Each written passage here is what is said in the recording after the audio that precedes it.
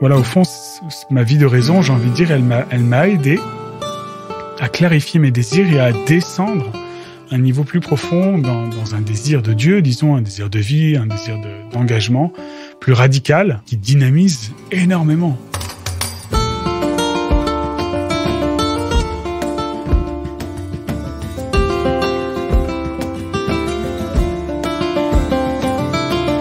Frère Jean-Alexandre Delagneau appartient à l'ordre des Carmes d'Échault, fondé au XVIe siècle par sainte Thérèse d'Avila et saint Jean de la Croix.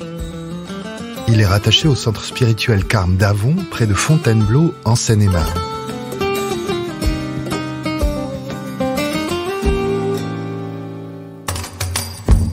Ce jeune et dynamique frère Carme est aujourd'hui maître des novices et des postulants.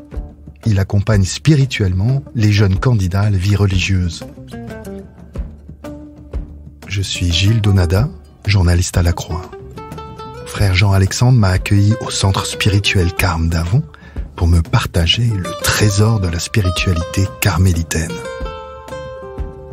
Dans ce podcast, nous vous emmenons à la rencontre de croyants qui témoignent de leur aventure spirituelle. Vous écoutez la première saison de Croire, les voix de la prière.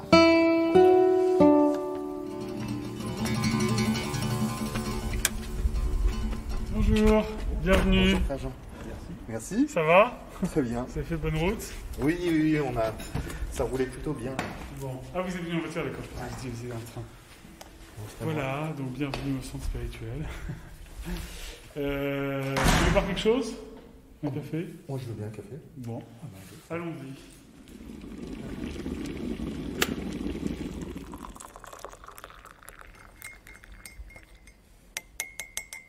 J'ai commencé à pratiquer l'oraison quand j'étais en études, à la fin de mes études de commerce.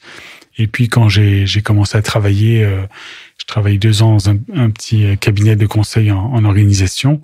Et donc voilà, j'ai vécu, en tout cas en tant que jeune professionnel, un temps donné à l'oraison. Progressivement, au bout de quelques mois, j'ai vu que l'oraison, la prière n'était pas une activité annexe à ma vie, mais devenait comme une sorte de besoin vital où j'aimais bien utiliser cette image de socle. Donc au fond, voilà, peut-être les moments les plus marquants, paradoxalement, je dirais, c'est peut-être pas les moments les plus joyeux ou les plus comblés au niveau affectif, même si voilà, j'ai pu vivre à tel ou tel moment plus heureux, que de la traversée avec le Christ de moments difficiles, mais de le vivre avec lui dans la foi. Et c'est ça qui, après, permet de parler aux gens de la vie spirituelle, de la vie de prière, de l'oraison, de façon plus incarnée d'expérience. Voilà, ça c'est un des mots clés aussi de la tradition du Carmel, le mot d'expérience, qui est très à la mode aujourd'hui, mais que sainte Thérèse d'Avila a utilisé au XVIe siècle, ce qui est quand même assez fort, parce que le mot expérience au XVIe siècle, c'était quand même pas un mot clé. Puis c'était une femme, alors une femme qui parle en plus, qui écrit, et puis écrit en jeu, c'était quand même assez audacieux. Et Thérèse, elle écrit en disant je ne m'appuierai que sur mon expérience. C'est l'argument d'autorité, alors que l'autorité au XVIe siècle, on est encore presque au Moyen-Âge, c'est quand même ce qui vient des anciens, des sages, des docteurs. Et Thérèse dit moi je m'appuie sur ce que j'ai expérimenté, pour ce que j'ai entendu d'autres expérimenter, et voilà ce que je vous dis, et je tiens je le confronte à la théologie quand même. Mais voilà, cette notion d'expérience. Et je pense qu'aujourd'hui, les gens sont extrêmement attentifs pour accorder du crédit aux choses, à l'expérience des personnes. Parce que les discours creux, ça va quoi.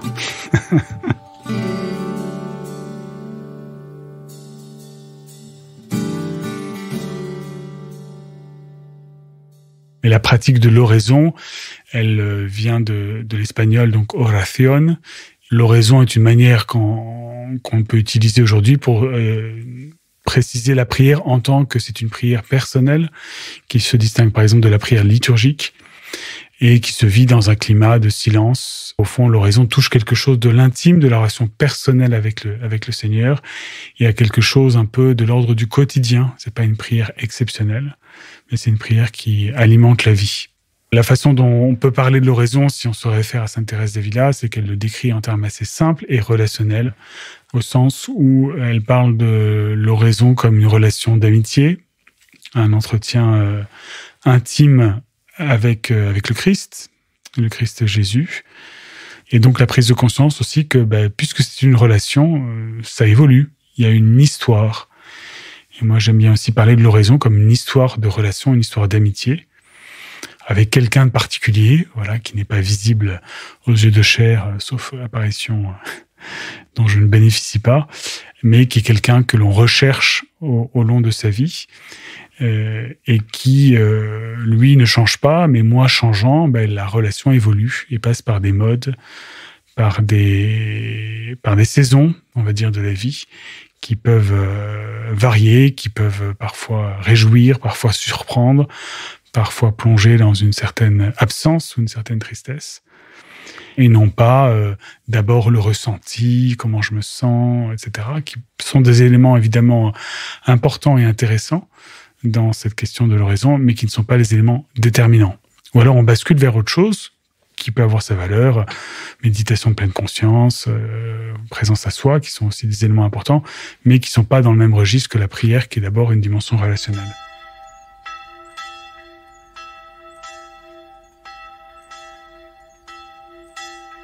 Faire oraison parce que ce verbe faire, qui est implique quelque chose de concret et aussi d'une dimension de travail.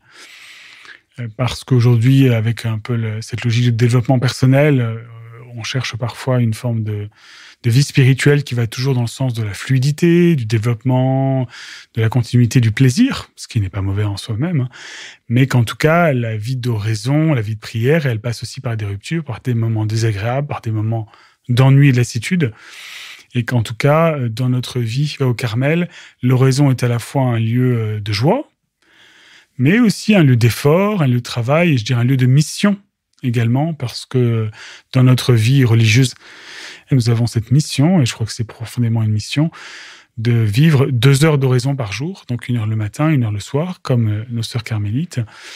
Nous la vivons pour la plupart des moments ensemble en communauté, à la chapelle, en sachant que des fidèles peuvent venir se joindre à nous pour prier avec nous, et que, j'ai envie de dire, c'est une manière de faire. C'est pas parce que je suis fatigué ce matin, je dis non, aujourd'hui je suis un peu fatigué, je reste au lit. C'est pas tout à fait juste. Voilà, je suis attendu, c'est ma mission dans l'Église d'aller pas simplement prier parce que ça me fait du bien, mais aussi prier parce que Dieu m'appelle à tenir cette place dans l'Église, qui est d'intercéder, voilà, de porter dans ma prière, qui m'échappe toujours un peu, telle situation de souffrance, telle difficulté, telle joie, telle espérance. Et le côté faire oraison, je trouve, implique une dimension qui ne se réduit pas à l'être, même si l'être est fondamental dans l'oraison, parce qu'on ne sait pas très bien ce qui se passe, ce que Dieu fait, mais j'ai à faire. En tout cas, j'ai à m'engager, j'ai envie de dire presque physiquement, corporellement dans ce travail. Et j'aime bien cette expression « faire oraison » parce qu'elle m'implique, pas simplement la tête, mais un côté un peu physique, quoi.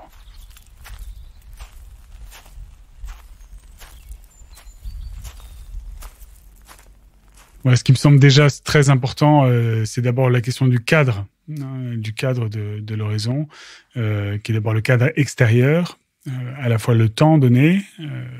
Donc ça, le temps donné, l'important c'est la constance, c'est-à-dire de choisir le temps qui semble le plus réaliste à donner et qu'on peut pouvoir donner dans le temps, c'est-à-dire pas simplement de façon euphorique après une retraite pendant une semaine, mais de façon réaliste en fonction de ma vie concrète, même s'il y a des jours avec et des jours sans.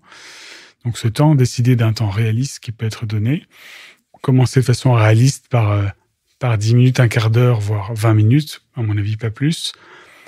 L'important étant, en tout cas c'est un des conseils importants que donne Sainte Thérèse dans la vie de prière, c'est, elle dit une des dispositions très importantes quand on commence à une vie de prière personnelle engagée, c'est la détermination. Il vaut mieux, je dirais, tenir vraiment ces 10 minutes tous les jours dans une vie hyper active, que de partir sur une demi-heure et puis en fait au bout de quelques mois d'arrêter parce que ça va pas. Alors qu'en fait tout l'enjeu c'est vraiment d'arriver à tenir dans la durée, parce que l'essentiel de ce qui se joue dans la vie de prière, c'est pas ce que moi je fais, c'est ce que l'Esprit Saint fait en moi. Alors ça nous échappe un petit peu.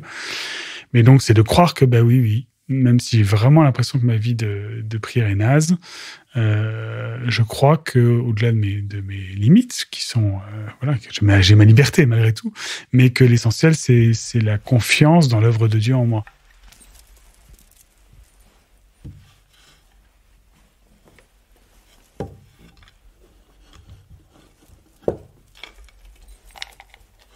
Ensuite, le lieu, justement, où j'ai une qualité de silence et puis de stabilité intérieure, qui peut être chez moi, dans ma chambre, qui peut être dans une église si je préfère, qui peut être dans la nature, par exemple, où je vais pouvoir avoir une qualité de présence à moi-même et à Dieu qui va être importante.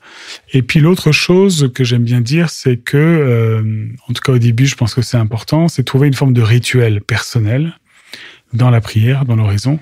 Par exemple, de commencer en faisant un lent signe de croix, voilà, mais je dis bien un lent signe de croix, en s'appropriant ce que c'est le signe de croix et en le faisant pas à la vitesse grand V, allumer une bougie.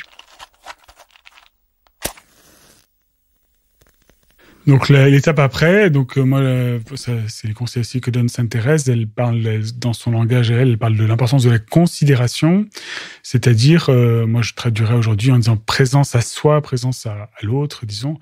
Donc présence à soi, là je pense que c'est très important d'arriver à se connaître soi-même dans ce que je suis, et pas simplement la tête, hein, le mental justement, mais aussi mon corps. Donc ça, je pense, c'est un des avantages aussi de toute cette prise de conscience aujourd'hui, à travers différentes approches, vitose, méditation pleine conscience et autres, de découvrir. Je prie avec tout ce que je suis, avec tout le bonhomme, c'est-à-dire déjà avec ma présence physique. Voilà, donc m'arrêter au niveau de ma tête pour être présent ici et maintenant à ce que je vais vivre. Et ça, j'ai besoin d'un sas pour cela. Avant de me relier au Seigneur, il faut déjà que je sois relié à moi-même. Sinon, ça va se passer dans la tour de contrôle là-haut, mais ça va être des pensées sur Dieu. C'est pas mal, mais c'est pas tout à fait la prière. Voilà. La prière, c'est d'abord de l'ordre de la relation. Donc, de faire attention à la posture du corps et de me dire, qu'est-ce qui, moi, m'aide à prier? Ça va m'être intime, ça sera pas pareil pour le voisin. Est-ce que c'est d'être assis sur une chaise? Est-ce que c'est d'être à genoux sur un petit banc, par exemple? Est-ce que, c'est d'être debout, pourquoi pas? Ou d'avoir deux postures pendant le temps de prière, une posture au début et une posture après, et d'être particulièrement attentif donc à ma posture, une forme de verticalité, du dos en particulier, voilà, pour laisser l'air s'inspirer et expirer, et ensuite, dans cette importance de la respiration.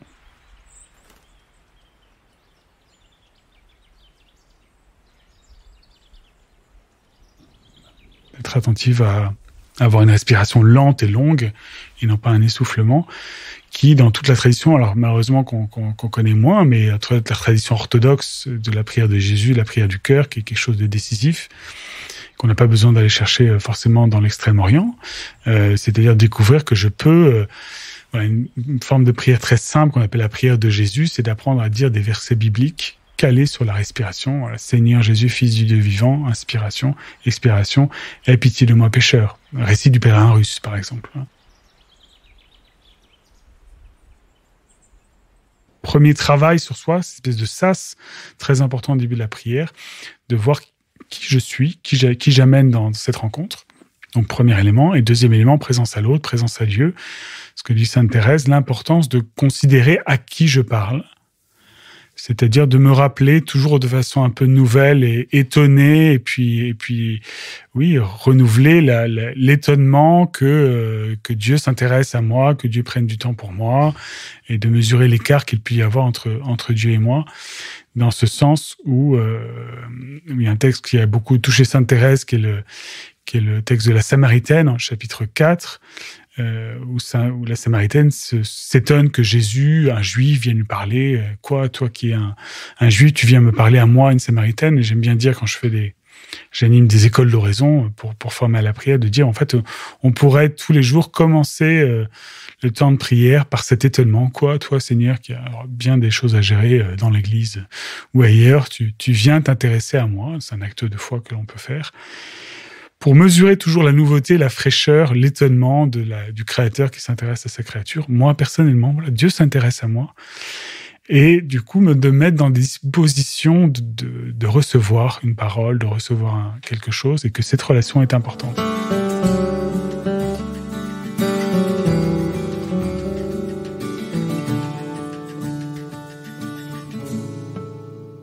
Et troisième chose, dit sainte Thérèse, qu'est-ce que je vais dire? Le contenu, voilà, de la parole, de l'échange. Donc ça, j'ai envie de dire, c'est le cœur de la prière, voilà, qui, selon le temps imparti, peut être plus ou moins long. Donc il n'y a pas de programme, de programme mainstream, quoi. Ça dépend un peu des jours. Mais en tout cas, parmi des ingrédients qui peuvent nourrir cette relation, il y a la parole de Dieu. C'est-à-dire principalement les textes bibliques qui peuvent m'être donnés, plus largement des textes spirituels, qui je vais recevoir comme une parole qui ne vient pas de moi, qui me vient de la tradition, qui vient de Dieu lui-même, qui me dit qui il est, voilà, qui m'aide aussi à comprendre à qui je parle, parce que je peux m'imaginer qui est Dieu, mais au fond, j'ai aussi à découvrir tel qu'il m'est révélé, indépendamment de mon imagination, et de pouvoir écouter une parole qui vient me rejoindre et peut-être éveiller en moi un désir, éveiller quelque chose de neuf, qui va venir toucher en moi quelque chose d'heureux ou de douloureux, et qui va faire que le dialogue fonctionne sur l'écoute et la parole. Et donc là, je suis en réceptivité d'une parole qui ne vient pas de moi. Et puis, je vais pouvoir dire une parole en retour. C'est de dire, ce texte me touche là, tel mot évoque pour moi dans ma vie telle chose ou tel désir. Et je peux rentrer dans cette relation où je vais pouvoir reprendre un verset qui me touche, je le répéter simplement, ou méditer de façon plus réflexive. Dire, tiens, mais ça, j'avais jamais pensé à cette histoire de Jésus qui multiplie les pains. C'est étonnant.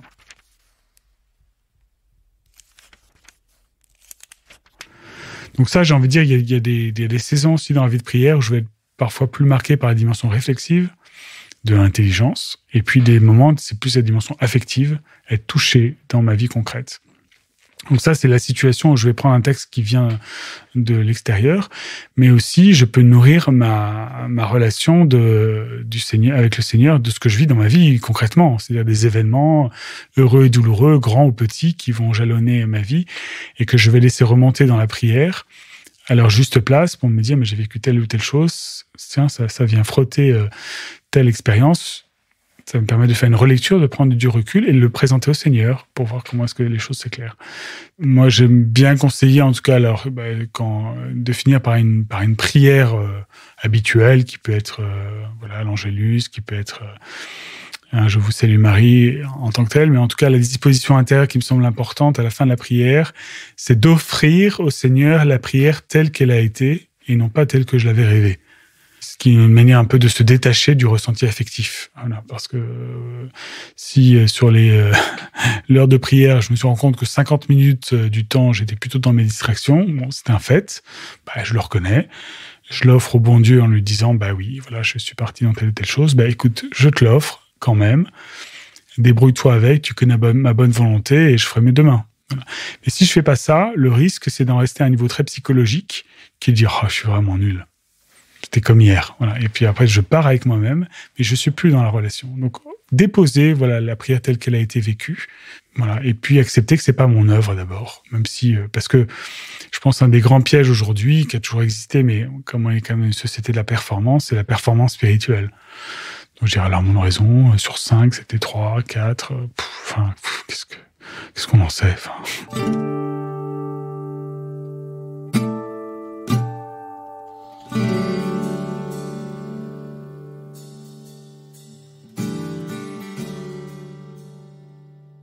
À titre personnel, peut-être le fruit le plus marquant, qui est le plus général, mais qui je trouve très très fort, c'est vraiment le fruit d'une unification entre l'intérieur et l'extérieur, c'est-à-dire une sorte de mise en cohérence entre ce que je veux vivre, voilà, et le fait que l'oraison, travaillant un peu la vie et la cohérence, va faire qu'à un moment, tout va converger dans un même sens. Alors c'est sûr qu'en tant que religieux, on le vit de façon assez forte. L'oraison, la vie d'oraison, en tout cas, elle se fonde quand même fondamentalement sur la question du désir. Sainte Thérèse parle beaucoup de l'oraison en disant à ceux qui ne... C'est une première citation que je peux donner. À ceux qui n'ont pas encore commencé à faire oraison, dit-elle, pour l'amour de Seigneur, je les conjure de ne pas se priver d'un si grand bien. Il ne s'agit pas de craindre, mais de désirer. Et parce que le désir, c'est le dynamisme.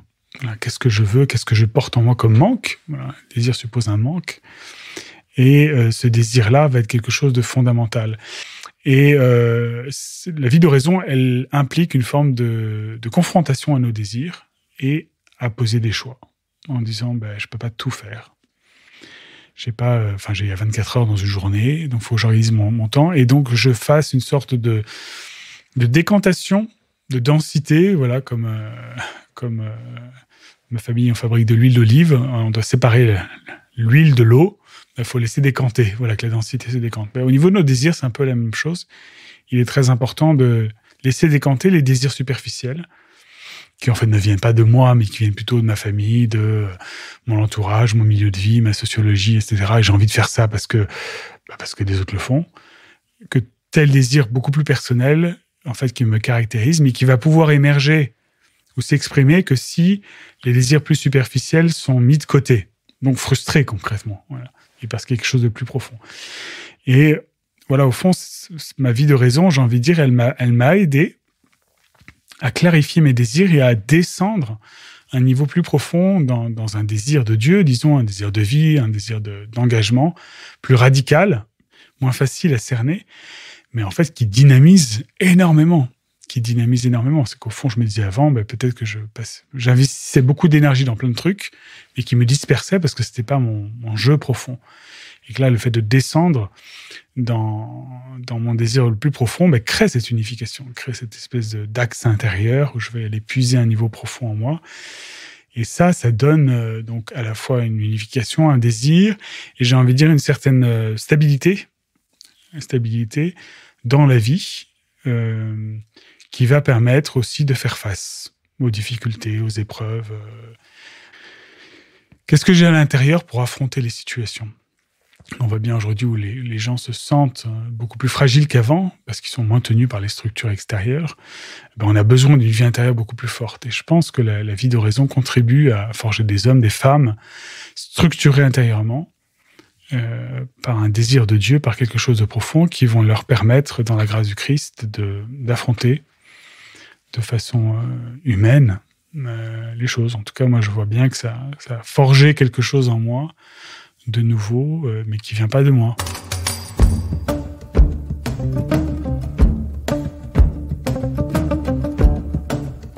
Vous venez d'écouter le second épisode des Voix de la prière. S'il vous a touché, n'hésitez pas à le faire connaître en le partageant et en vous abonnant à notre podcast.